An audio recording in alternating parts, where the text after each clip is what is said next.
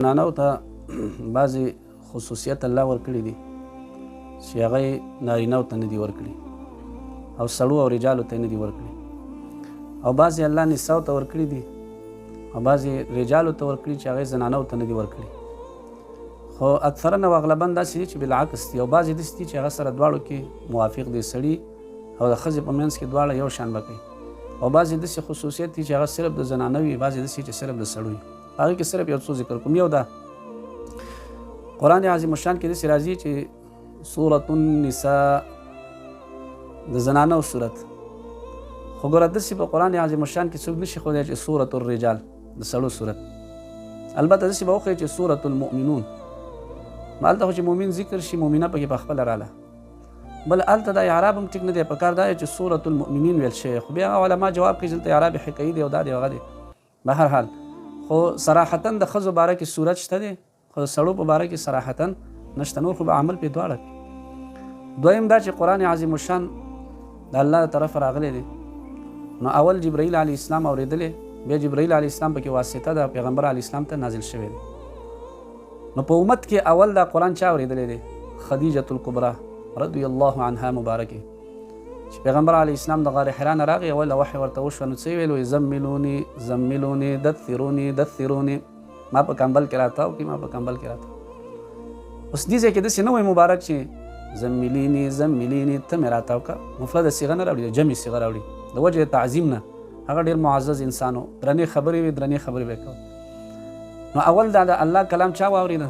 خدیجة الکبرا. نو قالت هغې بیبي ورته ویلې چې لا یخزیک الله ابدا، الله به دې همیشه نه شرموي، ولې انک لتصل الرحیم، ته خو رشتهدارو سره رشتهداري پالې، او دارنګه ته وتحمل الکل، هغه خلک چې په هغې باندې ظاهري باطني بوجونه دي د هغې اوچتونکې ورسره، تقرئ الضیف، مېلمنو ته مېلمستیا ورکوې او دا کې ټولې خبرې تسلي ورته وکړه. نو الغرض د قرآن عظیم الشان اول وحی چا واورېده؟ زنانه واورېده که سړو؟ په امت کې اول ګوره بیبي واورېده، ښه دا خصوصیت دی. بل اوله شهیده څوک شوه په اسلام کې؟ سمیتو، یعنی دا سمیه رضی الله عنها. نو بل دا خصوصیت چې اول شهادت هم زنانه ورکړی. او دارنګه دا ټول انبیا او نسل د چا نه پیدا شوی دی؟ د حوا بیبي نه. لکه دا مور چې نه وی حوا ورته ځکه وایي لانها ولده من الحی، بعضې خلک هوا وایي، هوا غلطه ده، حوا حی سره، لانها ولده من الحی، ځکه دا د ژوندي نه پیدا کړی شوی دی، ګسې پختوی د آدم علیه السلام. دا نسل د حوا بیبي، دا څومره انسانان چې دي، که اولیا دي که پیغمبران دي، دا یو مور لري، د دې په شا باندې یو بیبي وي. بل دا دی چې په تربیت کې لکه امام بخاري، بایزید بوستامي، شیخ عبدالقادر جیلاني وغیره وغیره چې څومره اولیا دي که صحابه دي، د دې اکثرو تربیت چا کړی دی؟ مور کړی دی. دې لاندې بیا اوږدې اوږدې واقعې. بل خصوصیت یې دا دی چې طبعي طور تاثر ډېر زر اخلي، زنانه نه، دا ډېر زر متاثره کېږي. بس کومو خلکو چې هغه د زنانو مدرسې لري او هغې ته شیخ النساء ویلی شي، یاره دا سم مالدار یې، ښه مزو کي، دومره پیسې ورته راوړي که نه چې توبه وباسه.